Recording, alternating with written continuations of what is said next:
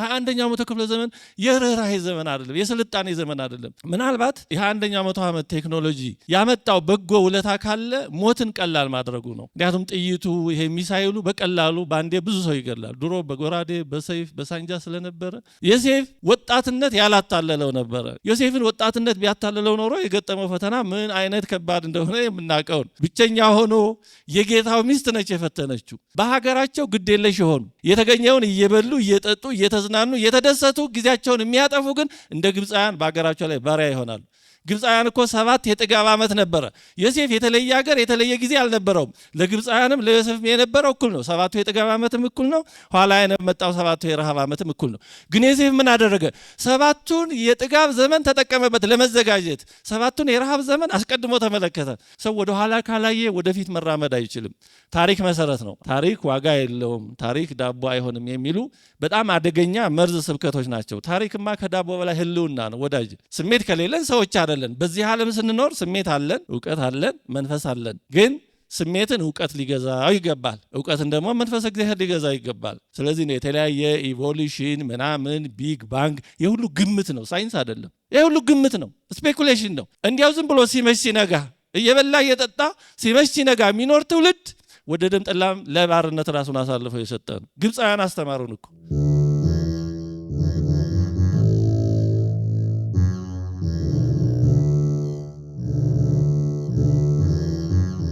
በስመ አብ ወወልድ ወመንፈስ ቅዱስ አሃዱ አምላክ አሜን። ብፁዕ አባታችን አቡነ እንድርያስ በኢትዮጵያ ኦርቶዶክስ ተዋሕዶ ቤተክርስቲያን የሊቃውንት ጉባኤ ሰብሳቢ፣ በዚህ አዳራሽ ያላችሁ ሁላችሁም አበው ካህናት፣ አበው ዲያቆናት፣ አባቶች፣ እናቶች፣ ወንድሞች፣ እህቶች፣ ህፃናትም ሁላችሁም በእግዚአብሔር ስም እንዴት ዋላችሁ? አሜን። ለዚህ ዕለት ለዚህ ሰዓት ያደረሰን አምላካችን እግዚአብሔር የተመሰገነ ይሁን። ብፁዕ አባታችን አቡነ እንድርያስ ቡራኬው ይድረሰኝ።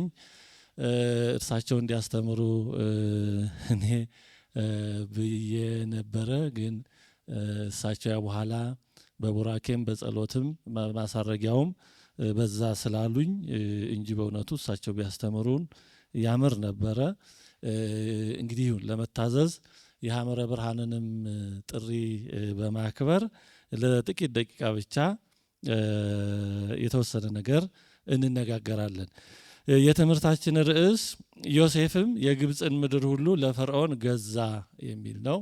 ኦሪት ዘፍጥረት ምዕራፍ 47 ቁጥር 20 ላይ ያለ ቃል ነው። ዮሴፍም የግብፅን ምድር ሁሉ ለፈርዖን ገዛ ይላል። እንግዲህ ዮሴፍ ምድርን በሙሉ ግብፅን ማለት ነው ገዛ። ያኔ ግብፅ ሀያል ከሚባሉት ሀገሮች ቀዳሚ ነበረች። ወደ ኋላ ላይ ነው ስልጣኗ ኃይሏ ላይመለስ የቀረው እንጂ ግብፅ በዛን ጊዜ በጣም ገናና ነበረች። እነ ፈርዖን ኒካውን የመሳሰሉ ሀያላን የባቢሎን ነገስታትን ሳይቀር ወቅተው ድል የሚያደርጉ ብዙ ነገስታት ነበሩ። ባቢሎናውያን ጋር እንደ ሲሸናነፉ ኖረዋል። ቀዳሚ ሀያል ሀገር ነበረች ግብፅ። ከኢትዮጵያ ጋር ታሪኳ የተገናኘ ነው። ወደ ታሪኩ አልገባም። ግን አሁን ምንድነው ዋናው ነገር የዮሴፍ ታሪክ ነው ግብፅ የሚወስደን እና ዮሴፍ እንደምናውቀው በ20 ብር የተሸጠ ነው። በባርነት የተሸጠ ነው። ግብፅ ሄዶ ደግሞ በአገልጋይነት በባርነት ሲኖር ያለ ኃጢአቱ ወደ እስር ቤት የተጣለ ነው። ይህን ሁሉ የምናውቀው ነው። አሁን በጣም እንደው ማስታወስ የሚፈልገው ነገር ዮሴፍ ከባርነት ወጥቶ እንዴት መላውን ግብፅ መግዛት ቻለ? ዮሴፍ እንደምናውቀው በባርነት የተሸጠ ነው።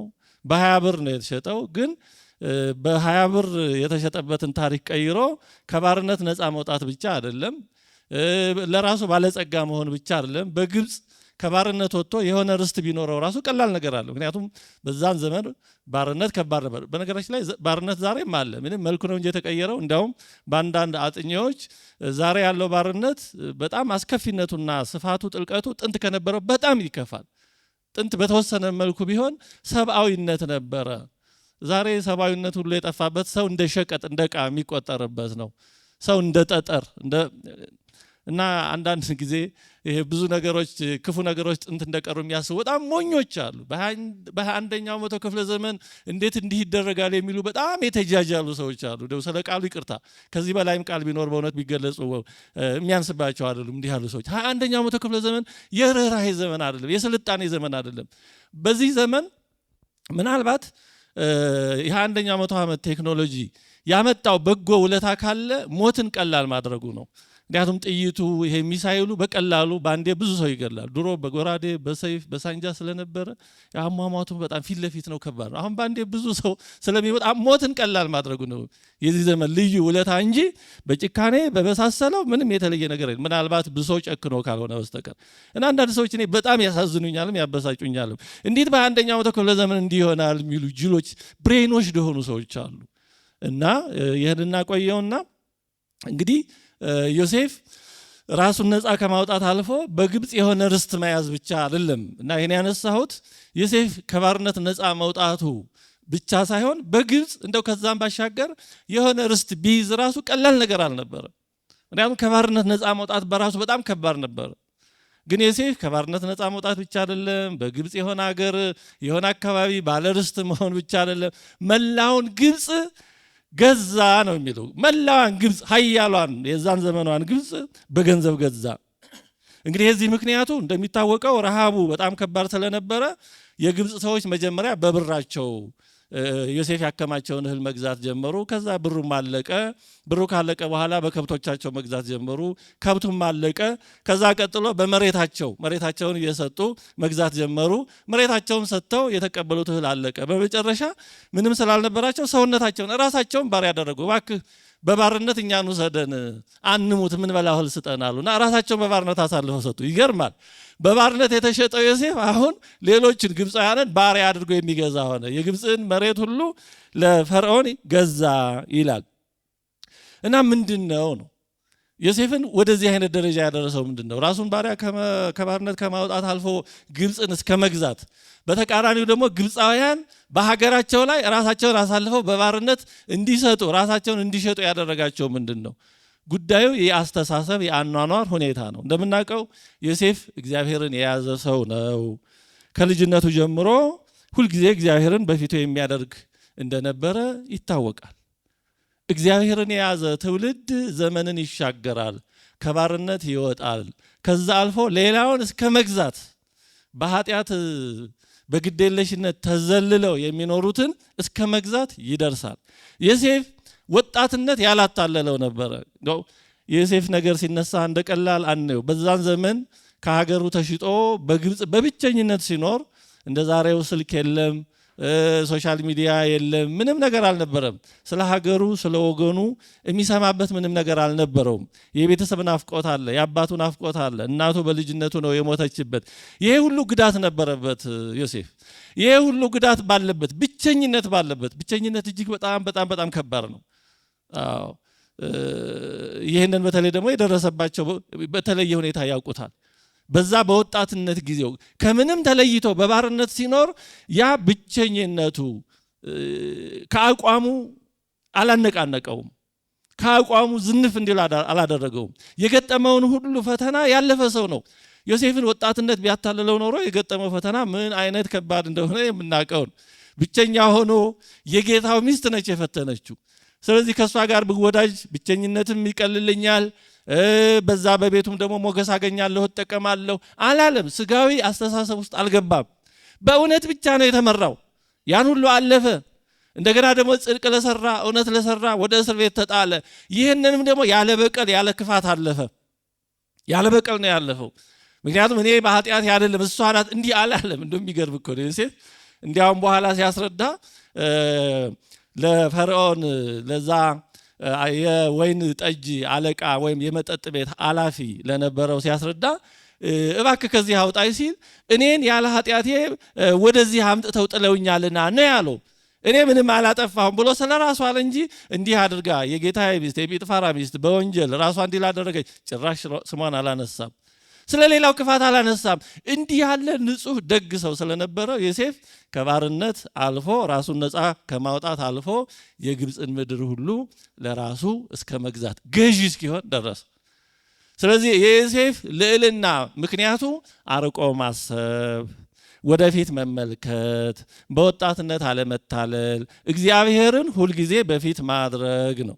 የተወደዳችሁ በዚህ ጉባኤ ያላችሁ ብፁዕ አባታችን እንደው ባጭሩ ለማስታወስ የፈለኩት አገር የሚጸናው ሰው በሀገሩ ባለ ሀገር የሚሆነው ሲቲዝን እውነተኛ ባለ ዜጋ የሚሆነው ይህን የመሰሉ እንደ ዮሴፍ ያሉ በወጣትነት ስሜት የማይታለሉ ለጊዜው ቢያደርጉት ደስ የሚያሰኘውን ግን ነገ የሚያልፈውን ብቻ ሳይሆን ደግሞ ብዙ ጊዜ ጸጸት ትቶ የሚያልፈውን የማይሻር ጠባሳ ትቶ የሚያልፈውን ነገር የሚሰሩ ሳይሆኑ እንደ ዮሴፍ አርቀው የሚመለከቱ ናቸው። በአንጻሩ በሀገራቸው ግዴለሽ የሆኑ የተገኘውን እየበሉ እየጠጡ እየተዝናኑ እየተደሰቱ ጊዜያቸውን የሚያጠፉ ግን እንደ ግብፃውያን በሀገራቸው ላይ ባሪያ ይሆናሉ። ግብፃውያን እኮ 7 የጥጋብ ዓመት ነበረ። ዮሴፍ የተለየ ሀገር የተለየ ጊዜ አልነበረውም። ለግብፃውያንም ለዮሴፍም የነበረው እኩል ነው። 7ቱ የጥጋብ ዓመትም እኩል ነው። ኋላ የመጣው 7ቱ የረሃብ ዓመትም እኩል ነው። ግን ዮሴፍ ምን አደረገ? 7ቱን የጥጋብ ዘመን ተጠቀመበት ለመዘጋጀት። 7ቱን የረሃብ ዘመን አስቀድሞ ተመለከተ። ስለዚህ ወደፊት ለሚመጣው ለረሃቡ ዘመን አስቀድሞ ተዘጋጀ። አስቀድሞ የተዘጋጀ ራሱን ነፃ ከማውጣት አልፎ በሌሎች ላይ ራሱን ባለስልጣን ያደርጋል፣ ሌሎችን ይገዛል። እንደ ግብፃውያን ግን በጥጋቡ ዘመን 7ቱን የጥጋብ ዘመን ግብፃውያን አበላሹት። እንደ አንድ ዮሴፍ ያን ያክል ማድረግ ከቻለ ህዝቡ ሁሉ ቢረባረብማ በጥጋቡ ዘመን ቢያከማቹ ኖሮ ሰዎቹ ያን ያክል በረሃብ ላይወድቁ ይችሉ ነበር። ራሳቸውን ለባርነት አሳልፈው እስከ መሸጥ ላይደርሱ ይችሉ ነበር። ግን በጥጋቡ ዘመን ረሃብ የሚመጣ አልመሰላቸውም። ወደፊት የሚመጣውን ዘመን አስቀድመው አልተመለከቱም ግብፃውያን። ስለዚህ ምን ሆነ? በገዛ ሀገራቸው ባሪያዎች ሆኑ። ዮሴፍ ገዛቸው። ራሳቸውን አሳልፈው እስከ መሸጥ ደረሱ። በአንድ ሀገርም አንዲትን ሀገር ህዝቧ ሲባል ሀገር ስትባል ህዝቧ ነው። ያው መችስ አንድን ህዝብ ነፃ የሚያደርገው ህልውናውን የሚያስጠብቀው ወደፊትን አርቆ መመልከት መቻሉ ነው። እንደ ዮሴፍ ያሉ ወደፊቱን አርቀው የሚመለከቱ የወጣትነት ስሜት የማያሸንፋቸው አርቆ አሳቢ ከስሜት ባለፈ ሰው ስሜት አለው፣ እውቀት አለው፣ መንፈስ አለው። ስሜት የሌለ ልንሆን አንችልም። ስሜት ከሌለን ሰዎች አይደለን። በዚህ ዓለም ስንኖር ስሜት አለን፣ እውቀት አለን፣ መንፈስ አለን። ግን ስሜትን እውቀት ሊገዛው ይገባል። እውቀትን ደግሞ መንፈስ እግዚአብሔር ሊገዛው ይገባል። በስሜት ብቻ የሚነዳ ሰው ይሄ ስጋዊ ሰው ነው፣ ስሜታዊ ነው። ከእንስሳት ብዙ አይሻልም። በእውቀት ብቻ የሚመራ ሰው ደግሞ ተፈጥሯዊ ሰው ነው። እውቀት የትም አይደርስም። እንደው እውቀት የሚባለው ነገር በጣም ጥቂት እጅግ እዚህ ግባ የማይባል ነገር ነው። አዎ ትንሽ አለ፣ እንደ ጠብታ አለ። ግን እውቀት አብዛኛውን ነገር አውቀን አለ ነው የምንኖረው። አሁን እንደ ሰው ህይወት የተጠና የለም፣ እንደ ሰው ግን የማይታወቅ የለም። እያንዳንዱ ነገር ረቂቅ ነው። ልብ እንኳን እንዴት እንደምትመታ ብዙ ተጠንቷል፣ ብዙ ተደክሟል ለብዙ። ግን አሁን እንኳን ድረስ የማይታወቁ ብዙ ነገሮች አሉ ይላሉ የዛ ዙሪያ ባለሙያዎች። እና እውቀት በጣም ጥቂት ነው። እንዲህ ዝም ብሎ ይሄ ሁሉን እናውቃለን ሳይንስ ነፍስን ይሰራል የሚሉ ሰዎች እነዚህ የተጃጃሉ ሰዎች ብቻ ናቸው። ይሄ ሳይንስ ሁሉን አዋቂ ነው የሚል ብሬኖች አይምሯቸው የታጠበ አይደለም። እውቀት በጣም ኢምንት ነው። እንደውም አሁን ጥሩ ነገር ይሄ ኳንተም ፊዚክስ ነው የሚባል ያመጣው ነገር እንደዚህ ነው። በቃ የማናውቀው ዓለም ውስጥ ነው የምንኖረው አውቀን አይደለም። ግን ህይወታችንን እግዚአብሔር በእውቀት ላይ ስላልመሰረተው ለማወቅ እንሞክራለን። ማወቅ ጥሩ ነው፣ ተገቢ ነው፣ ግን እስከቻለ ድረስ ነው። ስለዚህ በእውቀት ከተመራን አካሄዳችን ሁሉ ፍጹም እውነት ሊሆን አይችልም። ምክንያቱም ዛሬ የማናውቀው ብዙ ነገር አለ፣ ነገ የምናውቀው። ስለዚህ በእውቀት ብቻ ከተመራን ዛሬ ብዙ ስህተት ልንፈጽም እንችላለን። ከእውቀት ባሻገር የሚያሳየው እምነትና መንፈስ እግዚአብሔር። መንፈስ እግዚአብሔር ማለት እምነት ነው። አንድ የሩሲያ ጳጳስ በዛው በዘመኑ ትምህርት በፊዚክስ በጣም የተማሩ ስለነበሩ የፊዚክስ ባለሙያዎች ማህበር ጋር ተሰብስበው በሙያቸው ከዛ ሲያወሩ ምን አሉ ጳጳሱ ይባላል። ለሌሎች መጨረሻ ሲናገሩ እስከ አጥሩ ድረስ እስከዚህ እስከ ግድግዳው እስከ በሩ ድረስ ከእናንተ ጋር አብረን እናያለን፣ ማቴሪያሊስቲክ በሆነው እይታ። ከበሩ ባሻገር ግን እኛ ብቻ እናያለን አሉ። ምክንያቱም እውቀት የሚያሳየው እስከ በሩ ድረስ ነው። ከዛ ባሻገር ምን እንዳለ አያሳይም። ለዚህ ነው ቅዱስ ጳውሎስ ዕብራውያን 11 ላይ አሚንሰ ጥይቅ ትኢቲ ለይሴፈዋ፣ እምነት ተስፋ ለሚያደርጓት ሰዎች የታመነች ናት ይላል። ምክንያቱም የምታሳውቀው እርግጠኛ እውቀት የሚገኘው በእምነት ነው። ከዛ ቀጥሎ ምን አለ ቅዱስ ጳውሎስ? ዓለሞች በእግዚአብሔር ቃል እንደተፈጠሩ በእምነት እናስተውላለን አለ። ምክንያቱም ዓለም ወደ ኋላ ሲፈጠር እንዴት እንደነበረ ማንም ሰው ተገኝቶ ሊያይ አይችልም። ታይም ትራቨል ወደ ኋላ የለም። ስለዚህ ነው የተለያየ ኢቮሉሽን ምናምን ቢግ ባንግ የሁሉ ግምት ነው፣ ሳይንስ አይደለም።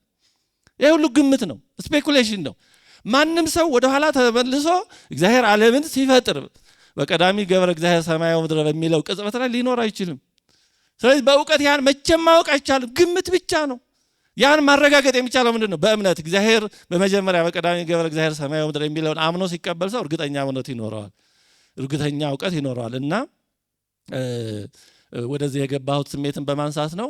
ስሜት ያስፈልጋል፣ ከስሜት ውጭ ልንሆን አንችልም። ግን ስሜት እንዳይመራን፣ ስሜት እንዳይገዛን ነው፣ እውቀትም እንዳይገዛን ነው። መንፈስ እግዚአብሔር የሚመራቸው እንደ ዮሴፍ ያሉ ትውልዶች ሀገርን ትውልድን ያሻግራሉ። ዮሴፍ እንደምናውቀው ለግብፃውያን ብቻ አይደለም የተረፈው፣ ለዕብራውያንም ተርፏል። በዘመኑ ለነበሩት ለመካከለኛው ምስራቅ ሰዎች ሁሉ በረሃብ እንዳያልቁ ምክንያት የሆነው ዮሴፍ ነው።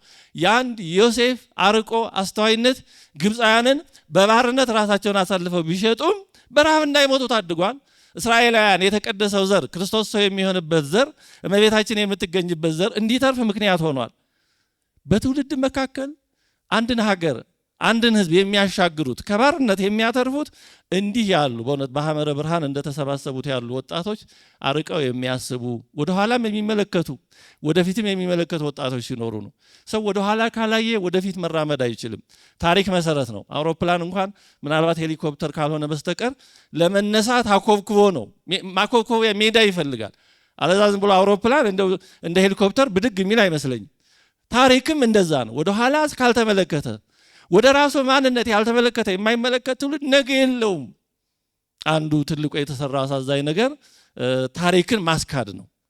በዚህ በቅርብ ዘመናችን የተሰራው ታሪክ ዋጋ የለውም፣ ታሪክ ዳቦ አይሆንም የሚሉ በጣም አደገኛ መርዝ ስብከቶች ናቸው። ታሪክማ ከዳቦ በላይ ህልውና ነው ወዳጅ። ታሪክ የሌለው ህዝብ ነገ የለውም። እንደውም ዛሬ በዓለም ላይ ትልቁ ክርክር ያለው ታሪክ ላይ ነው። በምዕራቡና በምስራቁ ያለው ክርክር ታሪክ ላይ ነው። ለምሳሌ በሩሲያና በአሜሪካ ካለው በምዕራቡ አውሮፓ እና ካለው ትልቁ ክርክር አንዱ ሁለተኛው የዓለም ጦርነት ላይ ያላቸው የታሪክ ልዩነት ነው። ናዚ ጀርመኒን ማን ነው የሰበረው ነው። እውነት ነው። 70-80% ናዚ ጀርመኒ የጦር ኃይልና የሰው ኃይል ያወደመችው ሶቪየት ራሽያ ነች። ሶቪየት ራሽያ ባትኖር ኖሮ ዓለም በናዚ ይገዛ ነበር። ይህን ግን እውቅና መስጠት አይፈልጉም ምዕራባውያን። ስለዚህ የታሪክ ነው ብዙ ነገር ውስጥ ያለው፣ ከብዙ ነገር ጀርባ ወይም ከፊትም ሆነ ከኋላ ያለው የታሪክ ጉዳይ ነው። ወደ ራስ ማንነት መመለስ በጣም አስፈላጊ ነገር ነው። የሐመረ ብርሃን ወጣት ወንድም እህቶቻችን ወደ ራስ ማንነት መመለስን እያሳዩን ይመስለኛል። እንዲህ ያሉ ወጣቶች ለሀገር ትልቅ በረከቶች ናቸው። በሀገሩ እንዲያው ዝም ብሎ ሲመሽ ሲነጋ እየበላ እየጠጣ ሲመሽ ሲነጋ የሚኖር ትውልድ ወደ ደም ጠላም ለባርነት ራሱን አሳልፈው የሰጠ ነው። ግብፃውያን አስተማሩን እኮ የደጋሙን ዘመን አላወቁበትም። ስለዚህ በባርነት የመጣው ዮሴፍ ገዛቸው። ብዛት አይደለም። ይህን ያህል ነን ብንለው ቀድመን አርቀን ካልተመለከትን፣ ዛሬ ላይ ቁጭ ብለን ስለ ነገ ካላሰብን፣ ነገን የሚሰሩ ወጣቶችን ካላፈራንና ካልደገፍን እንደህን ያህል ሚሊዮን ነን እንደዚህ ነን እያል ብንመካው ትርጉም የለውም። ትምክህት አይሁድንም አልጠቀማቸውም። ከመማረክ ከመጥፋት አልታደጋቸውም። አሁንም ያው የምናየው። ስለዚህ እንደ ዮሴፍ አርቆ አሳቢ ትውልድ በጣም ያስፈልገናል። የተበላሸ ትውልድ ለብዙ ዘመን ይበክላል።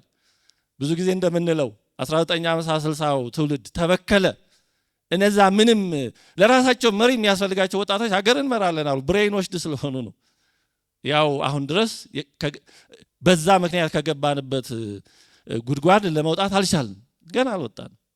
የተበላሸ ወጣት እንዲህ ሀገርን ለዘመናት ለትውልድ ይበክላል። ያ የተበላሸ ትውልድ እኮ ነው ፓትርያርክ ከቤተ ክህነት አውጥቶ ወስዶ ለብዙ ዓመት አንገላቶ አንቆ የገደለው። ንጉሥ ከቤተ መንግስት አውጥቶ አንቆ የገደለው ያ የተበላሸ ትውልድ ነው። ያ የተበላሸ ወጣት ነው። የተባረከ ትውልድ ሲሆን ደግሞ አገሩን ትውልዱን እንደ ዮሴፍ ይታደጋል። እነዚህ ወንድሞቻችን በሐመረ ብርሃን ያሉት ለሀገር ለወገን የሚደርሱ ይመስላሉ። ስለዚህ ሁላችንም በምንችለው ከጎናቸው እንሰለፍ። እስከዛሬ የረዳችኋቸው፣ ያገዛችኋቸው፣ ያበረታታችኋቸው በእውነቱ ይህን በማድረጋችሁ በጣም አመሰግናለሁ። ይህን እድል በማግኘቴ እንጂ እኔ የተለየ አመስጋኝ ሁኝ አይደለም። ለሁላችን ነው የምናደርገው። እውነቱን ለመናገር እንዲህ ያሉ ነገሮች ላይ የምንሰራው ስራ ለራሳችን ነው፣ ኢንቨስትመንት ነው። ወጣቶችን ዛሬ ካልሰራን ነገ ገዳዮች ይሆናሉ። ያኔ ይሄ የተረገመ ትውልድ እያሉ ብንረጋገም ትርጉም የለም። እርጉም ተረጋግሞ ያልቃል ይባላል። ምንም ትርጉም የለም ብንረጋገም። ዛሬ ላይ ብንሰራ ነው የሚጠቅመው። ኢንቨስትመንት ነው። ወጣቶችን እኛ ካልሰራናቸው ሌላው ይሰራቸውና ነገ አጥፊ ሆነው ይመጣሉ። ያኔ ምንም ማድረግ አንችልም። ተመለስ ባቦ በስላሴ ላይ አይመለስም። ሌላ ሰርቶበታል። በቃ አበላሽቶ ማያመነጸሩን ብልሽት አድርጎ አምጥቶታል። ኢትዮጵያዊነት፣ ጥንታዊነት፣ ኦርቶዶክሳዊነት ኋላ ቀርነት ነው፣ ድንቁርና ነው ብሎ አይምሮ ላይ ጽፎበታል።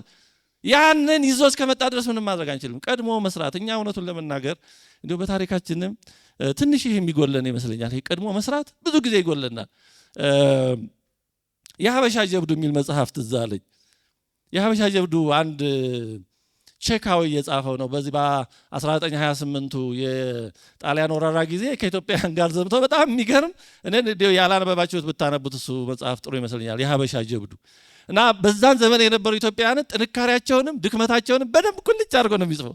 ደግሞ የውጭ ሰው ስለሆነ በቃ በደንብ ኦልሞስት እንደ ገለልተኛ ተመልካች ሆኖ ነው። እውነት ያን ጊዜ የነበሩትን ኢትዮጵያውያን ስናይ እውነት ዛሬ ያለ ነው ኢትዮጵያውያንን ወይስ እንዲሁ ዝም ብሎ በስም ያለን ኢትዮጵያውያን ያሰኛል። በጣም ብዙ ያጣናቸው ሴቶች አሉ እና በጣም የሚገርሙ ነበሩ ኢትዮጵያውያን። የሚገርሙ ጀግንነታቸው፣ እምነታቸው ስንቱ አንብቡት። ግን አንድ ደግሞ ደከም ያለችው ነገር ድክመታችን ከዛን ጊዜ ጀምሮ አሁንም ያለች የሚመስለኝ ቀድሞ አለማሰብ ነው እና ያ ፈረንጁ ያገሩን እንትን ተንኮል ስለሚያውቅ በመርዝ ጋዝ ሊጨርሱን ይችላሉ እና እባካችሁ በአንድ ላይ ዝም ብለን አንድ ላይ ሆነን ዝም ብለን ጅብ ብለን አንሄድ፣ ምሽጎች ይቆፈሩ። እነዛ የመርዝ ጣይ አውሮፕላኖች ሲመጡ የምንገባባቸው ሲል አሾፉበት፣ ቀለዱበት ይላል። እንዴ እኛ ፈሪ ነን እንዴ? እንዳይጥ ጉድጓድ ውስጥ ገብተን ልንዋጋ ነው እንዴ እያሉ ቀለዱበት። ኋላ ያ አውሮፕላን መጣና ብዙ ሰው ሲጨርስ ከዛ በኋላ ነው እንደገና ጉድጓድ ቁፈራ የተገባው። እና ብዙ ጊዜ የሆነ ነገር ለመስራት ጉዳት ማየት እንፈልጋለን። የሆነ ጉዳት ደርሶ ካላየን አንሰማም፣ ማታ አታውራ ዝም ብለህ ነው የሚል ትንሽ ድክመት ያለብን ይመስለኛል።